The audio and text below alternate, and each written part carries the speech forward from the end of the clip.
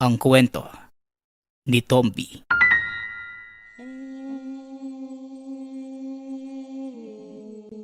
Ang kwentong ito ay hango sa totoong buhay. Mula ito sa isa nating tagapakinig. Karanasan ito ni Moises. Walang eksaktong taon. Probinsya ng Capiz. Mabilis ang pagkilos ng maglolong Moises at Ulang. Nasa kalagitnaan sila ng pakikipaglaban sa isang grupo ng mga bangkilan.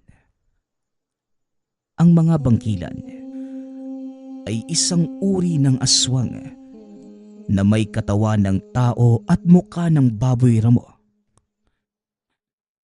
Lolo, anong gagawin natin? Mukhang hindi natin sila kaya. Wika ni Moises. Kumalma ka lang, apo. Ako nang bahala sa kanila. Puntahan mo ang ating mga kasamahan. Sabihin mo ang lagay natin dito. Pero lolo, paano ka naman? Delikado ang lagay mo sa dami ng kalaban. Huwag mo na akong alalahanin, apo. Ako nang bahala sa aking sarili. Umalis ka na. Sundin mo ang sinasabi ko. Wika ni Lolo Ulang. Wala nang nagawa si Moises kundi sundin ang sinabi ng lolo. Nagmamadali itong bumalik sa baryo. Bagaman nag-aalala kay Lolo Ulang, mas pinili ng binatang gawin ang nais na matanda. Pagkarating sa baryo, kagad itong sinalubong ng mga kapwa antingero. Kagad niyang sinabi ang mga kaganapan. Mabilis namang rumisponde ang mga ito. Nakita nila si Lolo Ulang na nakikipaglaban sa mga bangkilan. Galit na galit ang mga ito, ngunit hindi nagpapatalo ang matanda. Lolo, nandito na po kami. Tapusin natin ang mga bangkilan. Masyado na silang maraming perwisyo dito sa ating baryo. Tama ka, po. Marami na silang nabiktima sa ating mga kasamahan. Pasensyahan na lang tayo. Balik kayo ng kinalaban. Pag-uusap ng maglolo. Matapos sabihin ang mga katagang yun, nagsimula na silang labanan ang mga bangkilan. Habang nangyayari ito, nagbago ang aura ng kapaligiran dahil sa sigawan ng mga bangkilan at antingero. Ang baryo ng mga antingero na dating tahimik at masaya, ngayoy napapaligiran ng kadiliman at takot. Mag-iingat kayo. Kapag mali ang pag-atake nyo sa kanila, maaari kayong mapahamak. Sundin nyo lamang ang sasabihin ko. Wika ni Lolo Ulang. Nandito lang po kami para tumulong. Lolo Ulang, hanggang sa huli naming hininga, hindi ka namin iiwan. Gagawin namin ang lahat ng makakaya namin. Wika ng kaibigan ni Moises na si Bimbo. Sabay-sabay na sumugod ang mga ito upang matalo ang mga kalaban.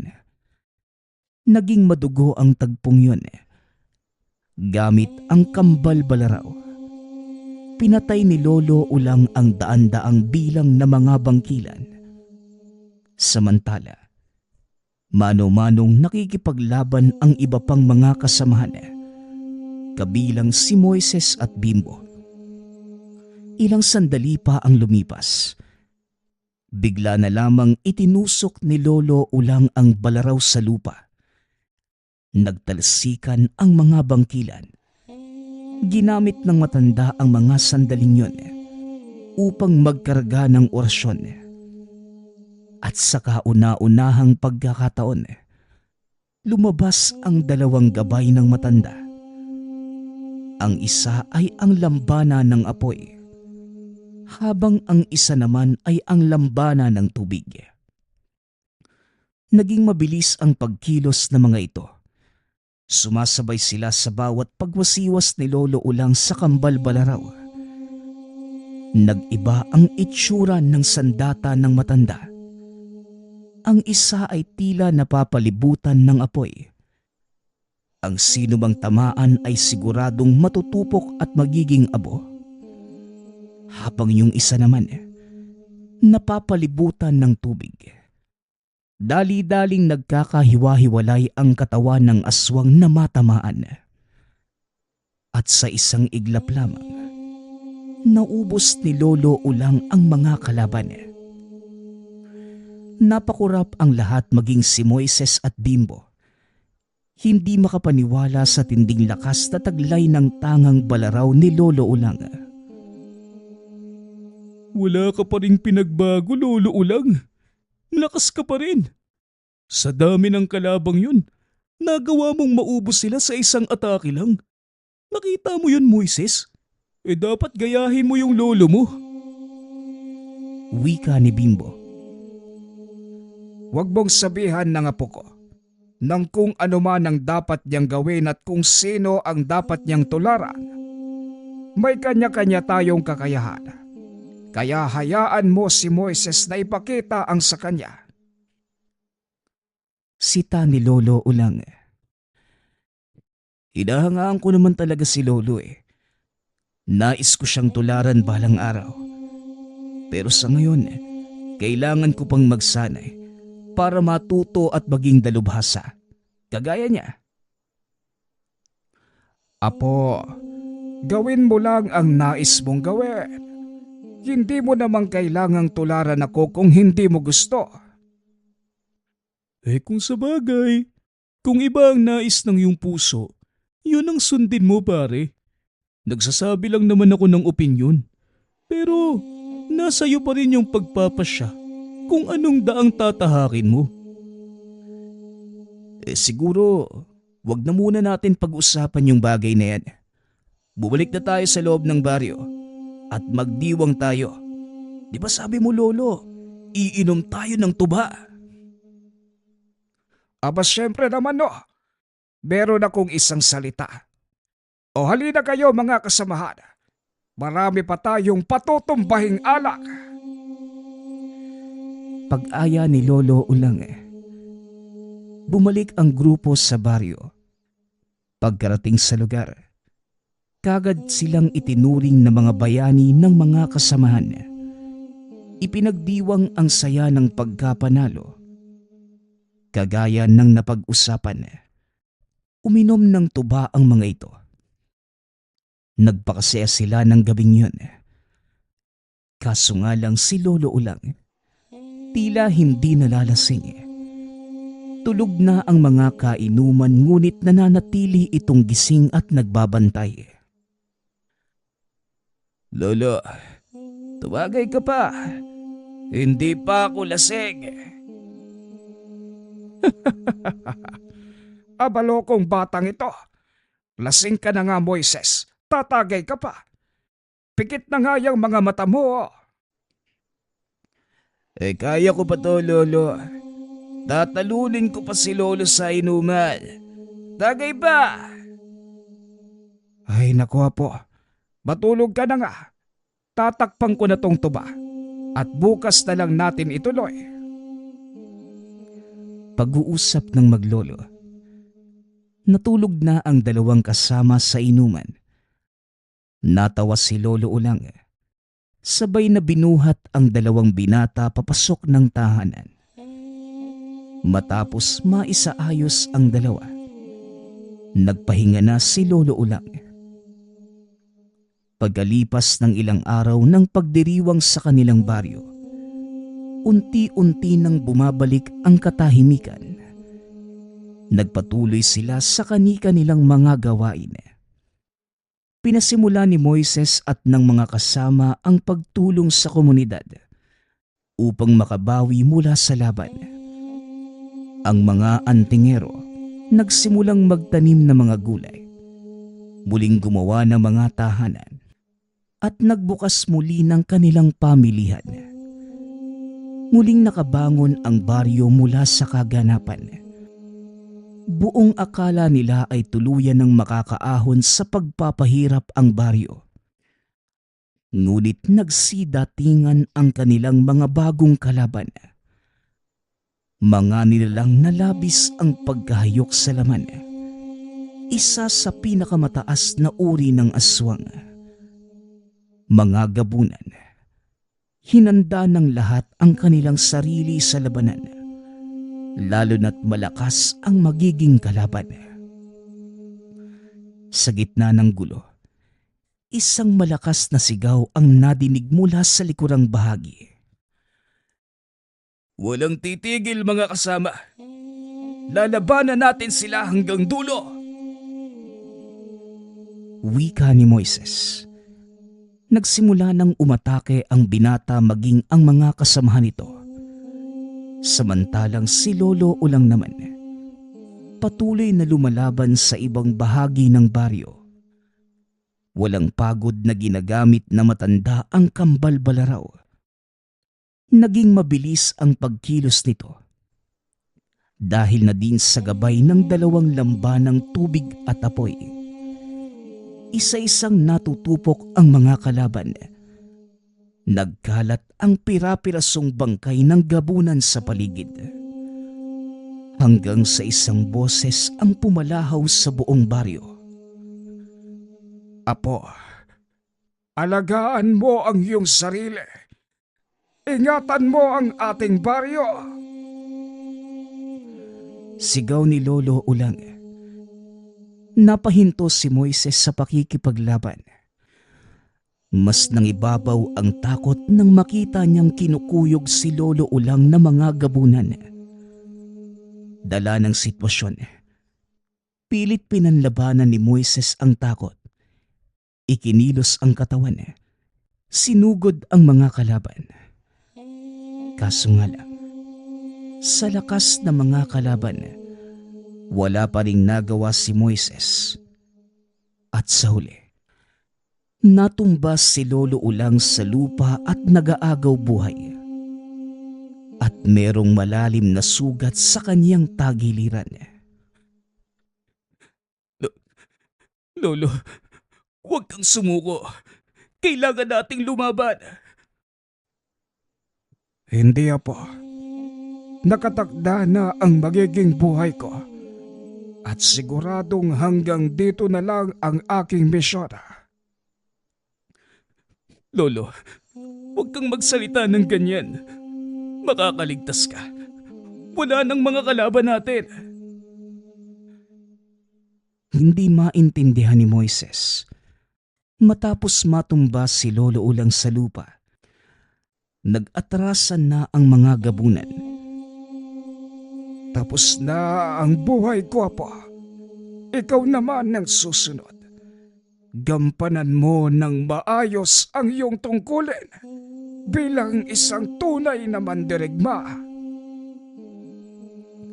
Matapos magsalita ni Lolo Ulang, unti-unting pumikit ang kanyang mga mata.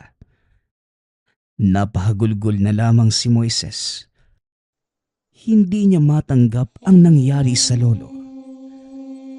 Isang hindi matatawarang sakit ang dumaloy sa puso ni Moises dahil sa sinabi ng lolo. Hawak ang kambal balaraw na ibinigay mismo ni Lolo Ulang. Nakaramdam siya ng kakaibang enerhiya sa paligid. Ang sakit ng pagkamatay ng lolo ang nagbigay sa kanya ng matinding determinasyon upang gampanan ang tungkulin. Hindi kita bibiguin, Lolo. Ipinapangako ko sa'yo. Nagagampanan ko ang aking tungkulin. Wika ni Moises. Mabilis na tumayo ang binata. Hinawakan ang kambal balaraw. Ramdam sa lugar ang dumadaloy na enerhiya sa kanya. Kagad nitong naramdaman ang presensya ng gabay ng lolo. Ang lambanan ng apoy at tubig. Taglay ng binata na mga sandaling yon ang lakas ni Lolo Ulang. Dala na din ng nag-uumapaw na galit sa lahat ng gabunang sumugod sa baryo. Kaagad namang lumapit si Bimbo upang damayan ang kaibigan. Pare, ikinalulungkot ko ang pagkawala ni Lolo Ulang. Hindi ko akalain na dito magtatapos ang buhay niya. Isa siyang tunay na bayani. Wika ng kaibigang si Bimbo. Hindi ako papayag na hindi managot ang mga gabunan sa ginawa nila kay Lolo.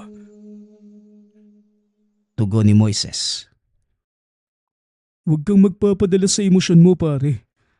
Tandaan mo palagi yung aral na iniwan sa iyo ni Mang Ulang. Mas makabubuti kung mag-iisip tayo ng plano para mas mapagtagumpayan natin ang labanan. Muling wika ng kaibigan.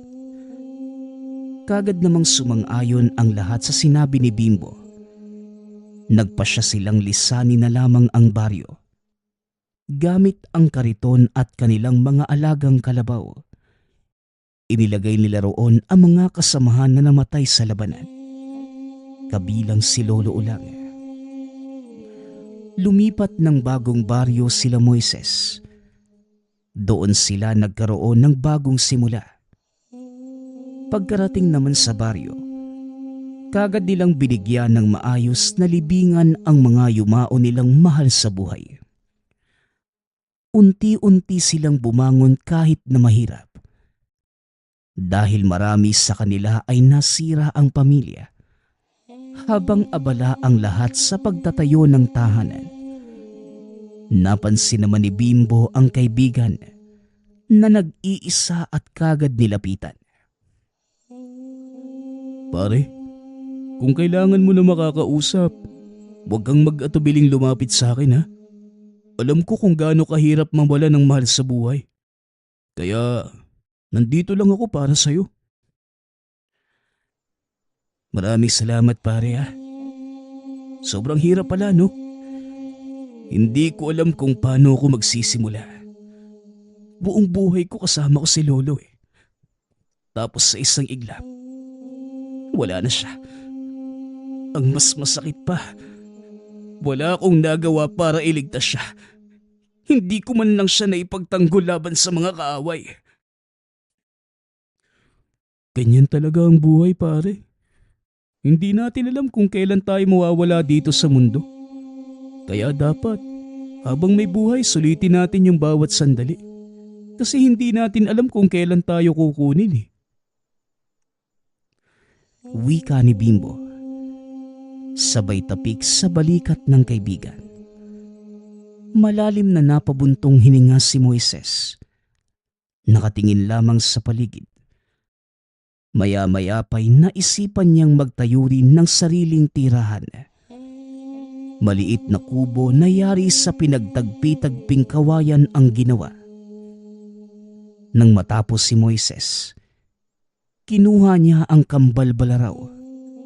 Sinubukan niya itong gamitin para magsanay. Ngunit bigla na lamang nag-init sa palad ang balaraw. Dahilan para mabitawan niya ito. Teka, anong nangyayari? Bakit bigla na lang uminit yung balaraw? Hindi naman ganito yung nararamdaman ko nang ibigay ito sa akin ni Lolo ah. Wika ni Moises. Nagkataon naman na dumating si Bimbo. Dinampot ang balaraw. Kagaya ni Moises ay napaso rin ang binata. Walang ya. Bakit ang init ng balaraw na yan? Ganyan ba talaga yan, pare? Di ko alam eh. Napaso din ako nang hawakan ko kanina. Para bang ayaw magpahawak. Nung hinawakan ko to nang mamatay si Lolo, naramdaman ko pang tinulungan ako ng gabay niya eh. Paano nangyari yun? Sa'yo binigay ng lolo mo yung balaraw. Imposibleng hindi ka niyan makilala. Lalo na ngayon na ikaw na yung tagapangalaga.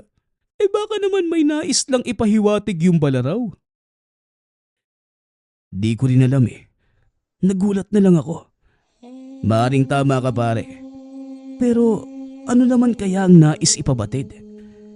Hindi pa rin nga sa akin nagpapakita yung gabay ni Lolo na 2 lambana. Kaya wala akong ideya sa nangyayari. Wika ni Moises. Muling hinawakan ng binata ang balaraw. Ngunit kagaya kanina, napaso lamang ito. Anong gagawin mo pare? Parang ayaw sa'yo ng balaraw ah. Subukan mo kayang kausapin. Mungkahi ni Bimbo. Ewan ko, naguguluhan na ako Siguro kailangan na aralin ko muna to at kunin ang loob. Ang sabi sa akin noon ni Lolo, kagaya ng tao, kailangang makuha rin ng tiwala ng mga bagay na ipinapamana sa atin. Baka naman nagluluksa rin kagaya natin. Siyempre, namayapa yung unang tagapangalaga nila. Baka nag-iingat yung balaraw para hindi mapunta sa maling tao.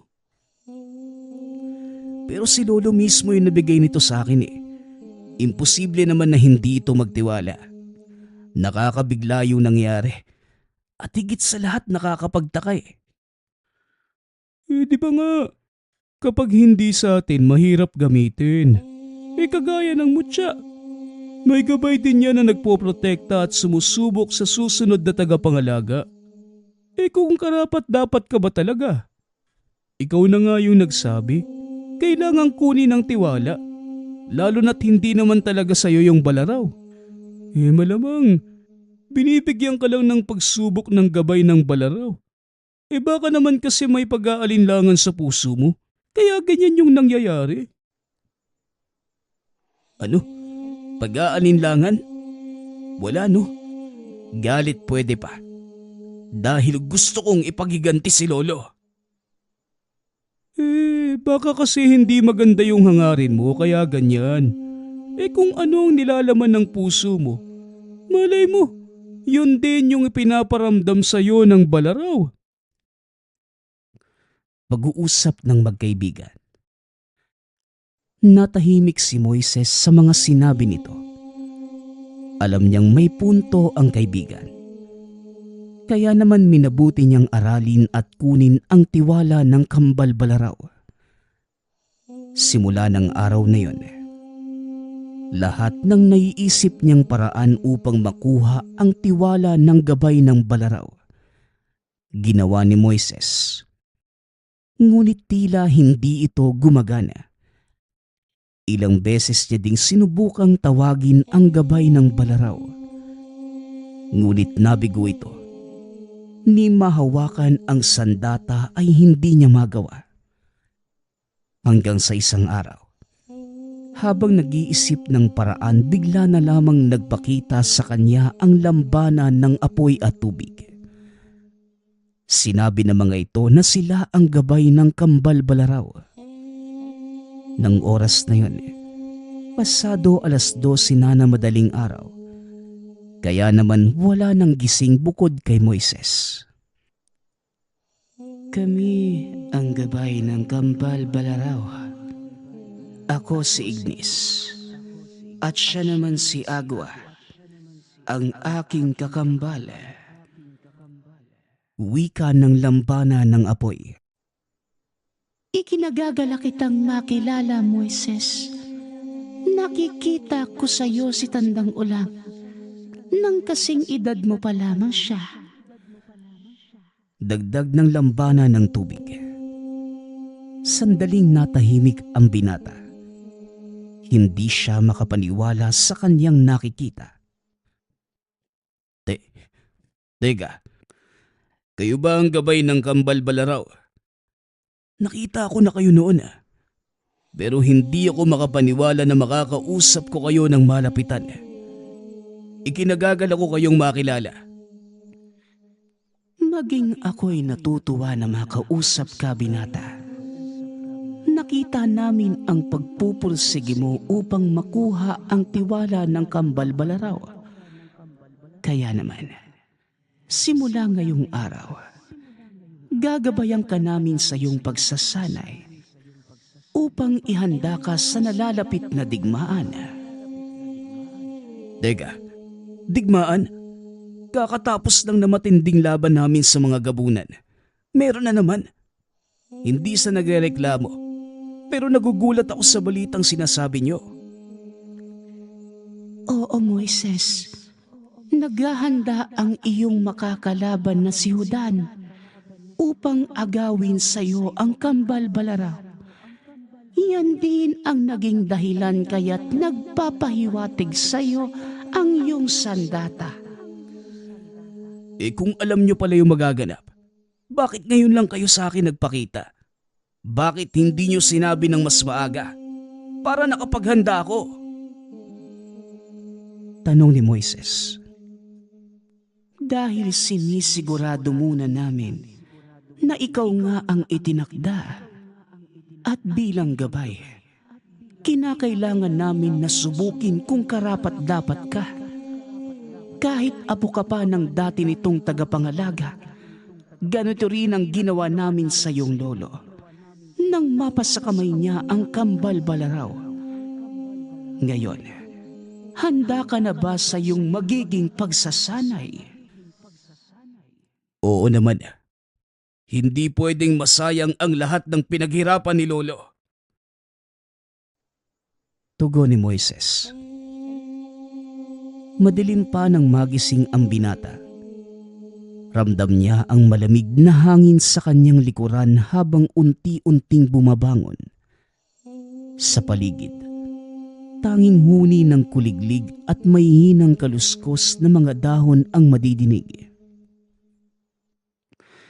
Bumangon ka na, Moises. Ngayoy magsisimula na ang iyong pagsasanay.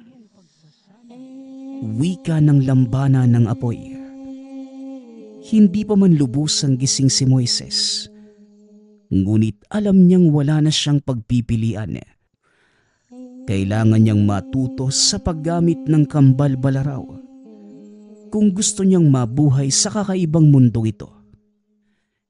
Pinadiretso ito ni Agua sa isang makitid na daan sa kagubatan. Ito ang iyong magiging daanan. Pero hindi ka lamang basta tatakbo. Dahil may hahabol sa iyo. Wika ng lambana ng tubig. Ha? Anong ibig mong sabihin?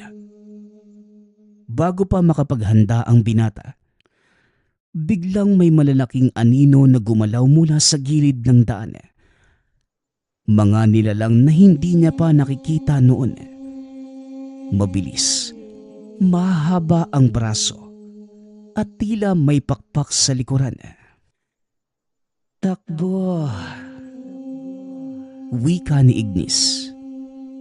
Wala nang tanong-tanong. Tumakbo si Moises ng buong lakas. Naramdaman niya ang malamig na hangin na dumadampi sa batok habang pilit siyang hinahabol ng mga nilalang. Binaliko-liko ito ng dalawang lambana sa mas makikitid pang landas. Pinadadaos-dos sa madulas na bato. Pinapatalon sa mababaw na bangin. At halos maubos ang hininga. Ngunit napansin niya na unti-unti siyang nakakasabay sa ritmo ng pagtakbo. Hindi na siya basta tumatakas. Natututo na itong gumalaw ng mas mabilis at mas sigurado sa bawat hakbang. Matapos ang ilang minuto, sumenya si Agua. Biglang nawala ang mga nilalang na humahabol kay Moises. Hindi na masama, pero kulang pa. Wika ni Ignis. Pagod pa si Moises, ngunit hindi pa tapos ang araw.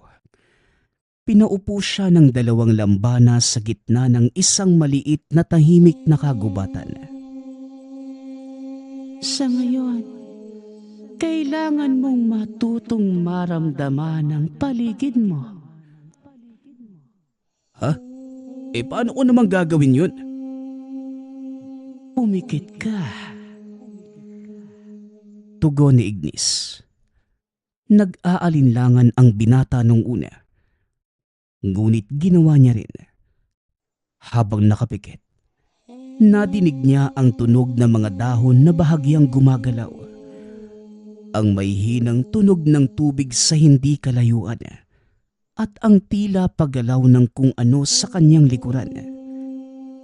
Biglang may lumipad na maliit na bato papunta sa kanya. Kagad niyang iniwasan. Kahit hindi niya ito nakikita. Natawa na lamang si Agua.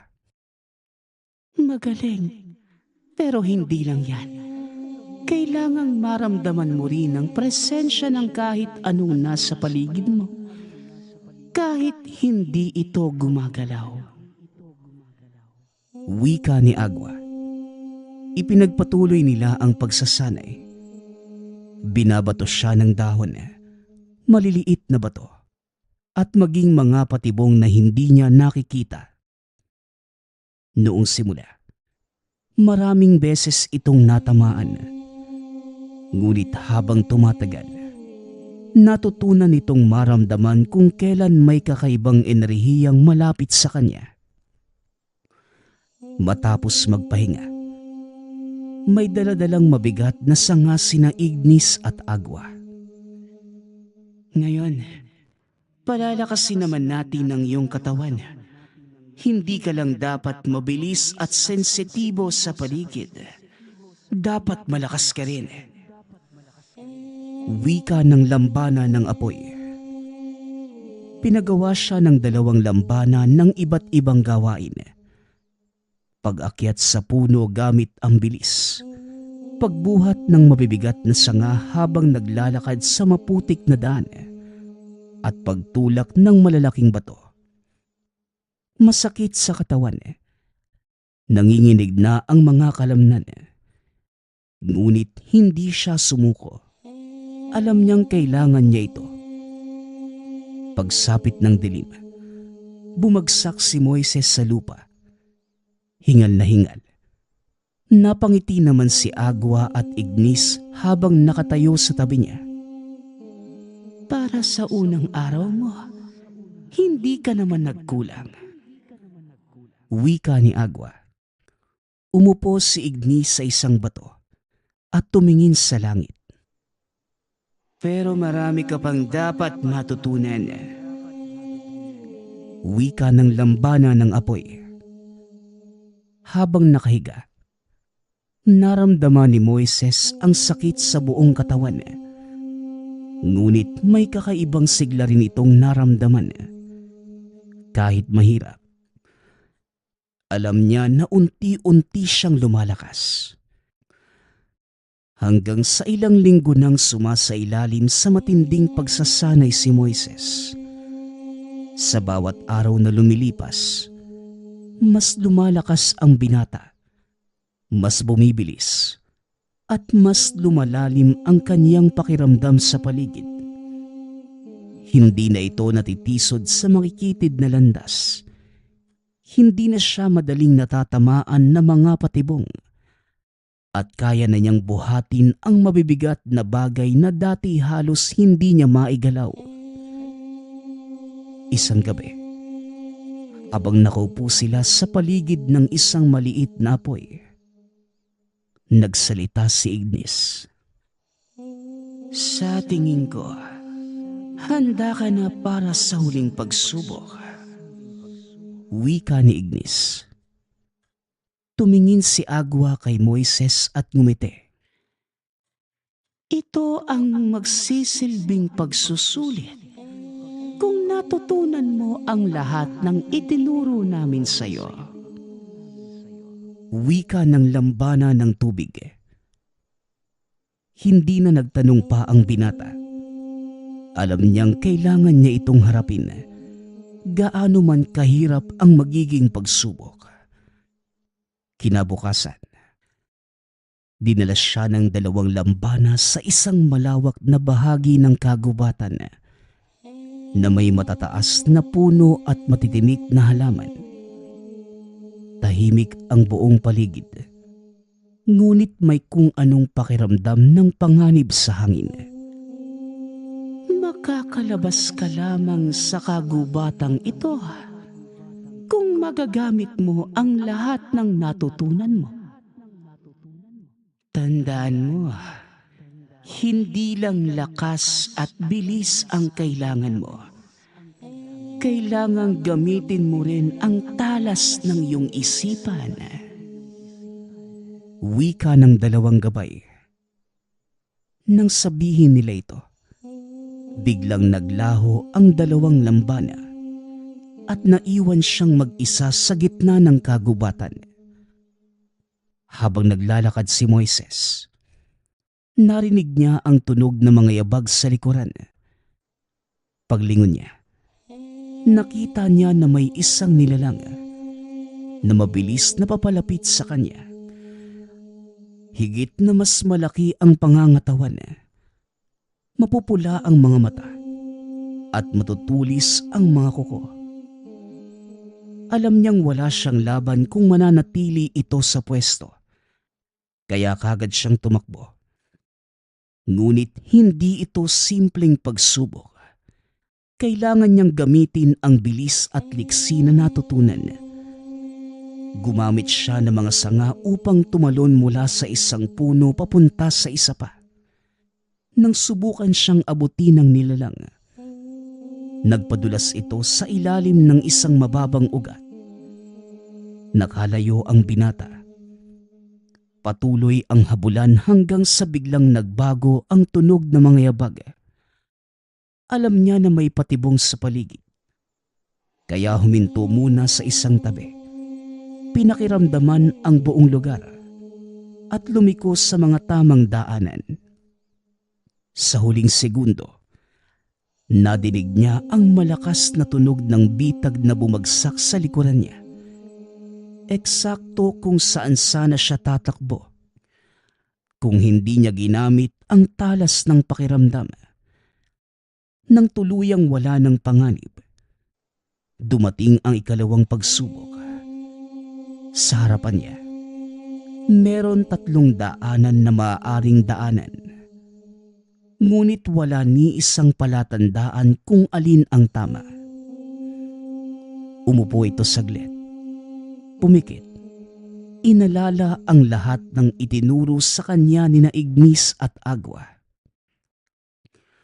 Huminga ng malalim ang binata. Inilapat ang kamay sa lupa. Ramdam niya ang bahagyang paggalaw nito at pagdaloy ng hangin sa isang direksyon. Doon siya dumaan. Sa unang tingin parang karaniwang daanan lamang ito.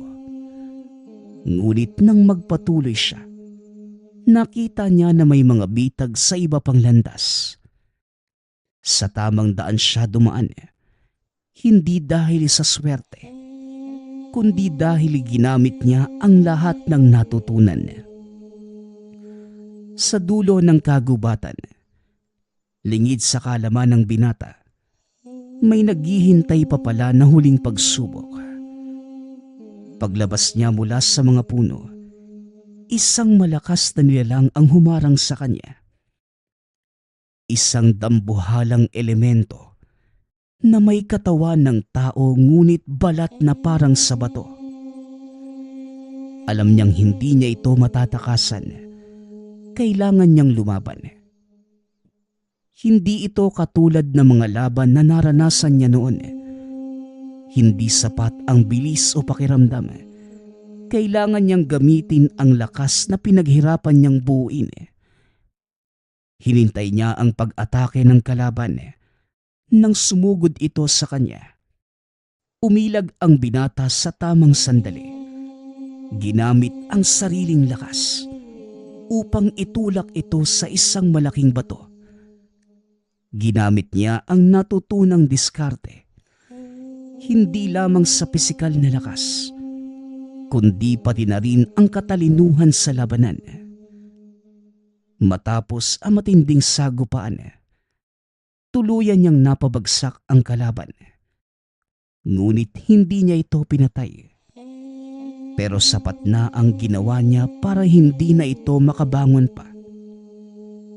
Nang makabalik si Moises sa lugar kung saan siya iniwan ng 2 lambana, naroon sina Ignis at Agua.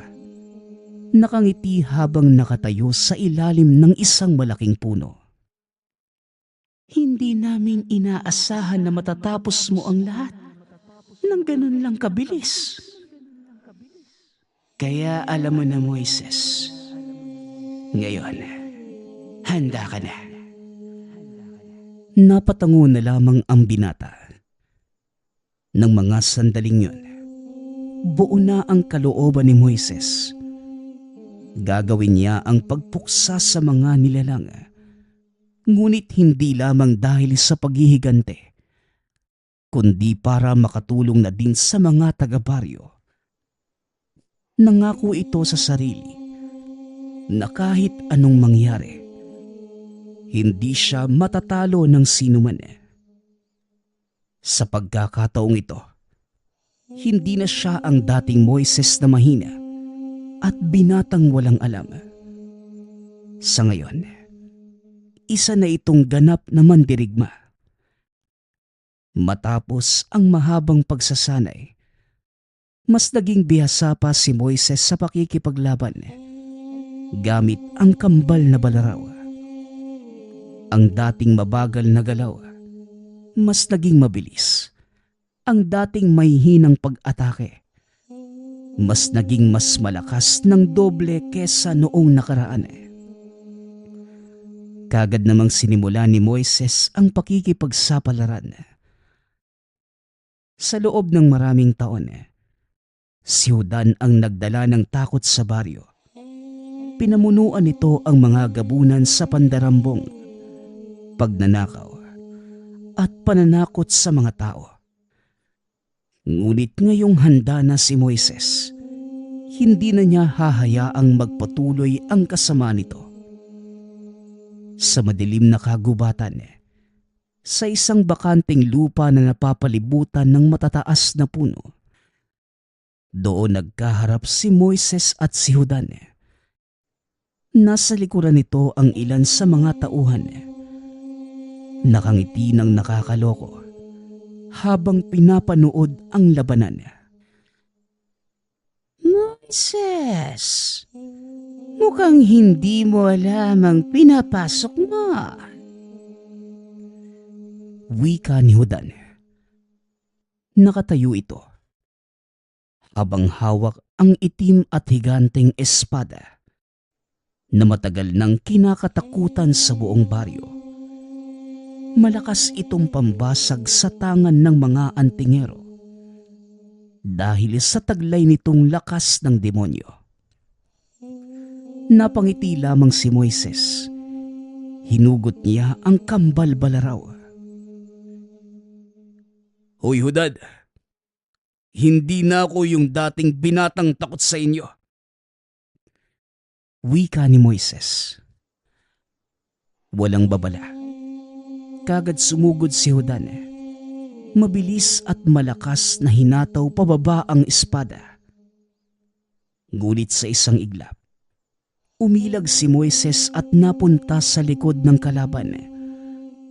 Walang ibang natamaan ng espada si Judan, kundi hangin lang.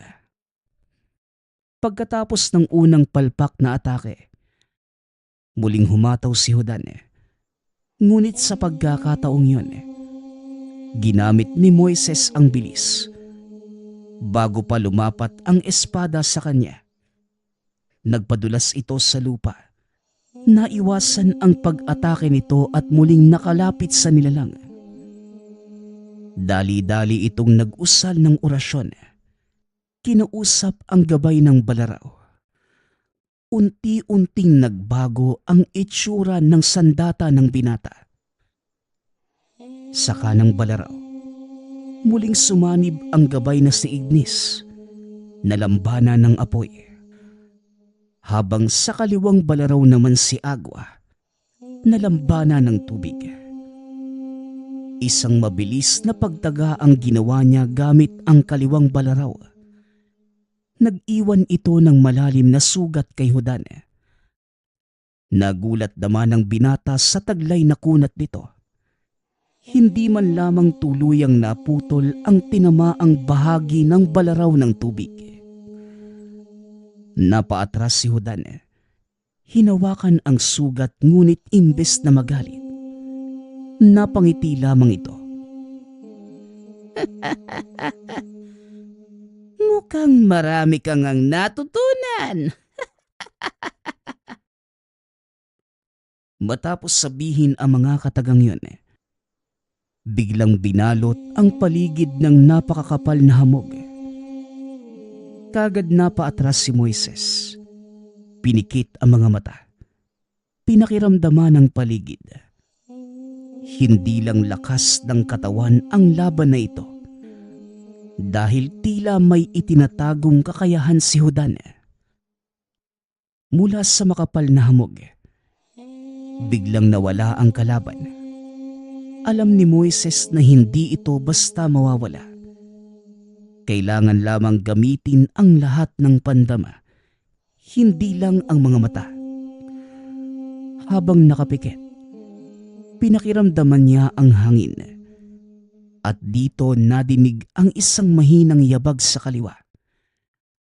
Dumapa ito sa lupa. Winasiwas ang balaraw.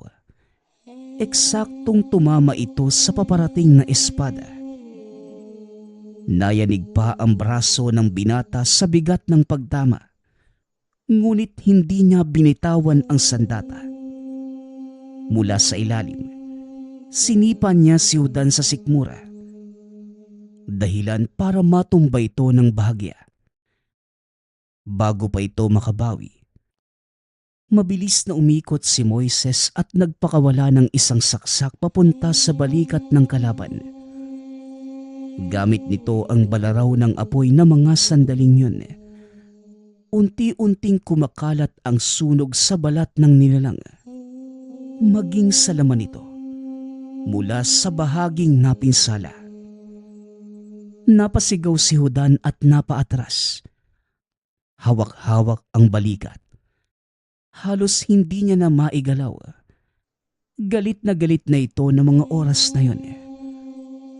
Sa puntong ito, unti-unti nang nawawala ang makapal na hamog. Gamit ang itim na espada, kagad nitong sinugod ang binata. Pinaulanan si Moises ng mabibilis at mabibigat na pag-atake. Habang si Moises naman, sinasangga lamang ng dalawang balaraw ang pag-atake. Hinaharap ang sunod-sunod na pagsalakay ng nilalang. Nagpalitan ang dalawa ng mabilis na pag-atake. Parang dalawang anino sa ilalim ng buwan. Ang mabigat na espada ni Judan ni hindi magawang magtagumpay sa liksi ni Moises. Gumamit ito ng kaliwat kanang pag-iwas, bigla ang pagpapadulas sa lupa, at mabilis na saksak sa tuwing may pagkakataon. Hanggang sa dumating ang tamang sandali. Isang maling hataw mula kay Judan. Isang maliit na puwang sa depensa ng nilalang. Nakakuha ng pagkakataon si Moises. Sa isang mabilis na galaw, dumaan ito sa ilalim ng kamay ni Judan. Isinaksak ang isang balaraw ng apoy sa tagiliran. Napaluhod si Judan. Nanlalaki ang mga mata. Sinundan ito ni Moises ng isa pang malakas na hataw gamit ang balaraw ng tubig, na mabilis winasiwa sa dibdib at leeg ng kalaban. Dahan-dahan nang natutumba si Judan sa lupa. Nanginginig ang mga kamay. Habang sinusubukang abutin ng sugat, alam niyang tapos na ang labanan.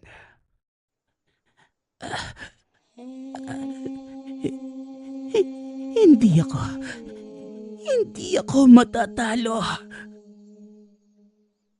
Ito ang huling salitang lumabas sa bibig ni Judan. At tuluyan itong bumagsak sa lupa. Nakita ng mga kasama ang nangyari. Mabilis na nagsitakbuhan dahil sa takot. Wala na ang kanilang pinuno. Wala na silang dahilan para manatili. Sa unang pagkakataon sa matagal na panahon, Natahimik ang buong baryo. Ang takot na dulot ng mga gabunan ay nawala. At sa wakas, nagkaroon ng kapayapaan ang mga tao.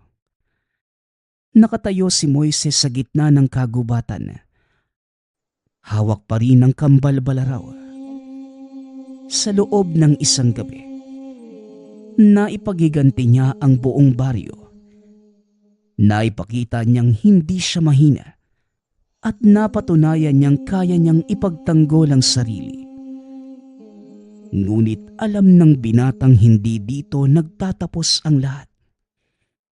Marami pang panganib sa labas ng baryo at marami pang pagsubok na kakaharapin.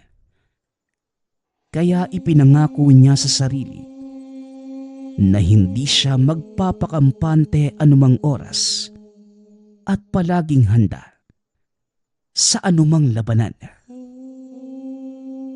Nagpapasalamat nga pala ako sa lahat ng sumusuporta sa ating channel. Nawa ay patuloy niyong suportahan at pakinggan ang ating mga kwento. Hanggang sa muling pakikinig. Paalam.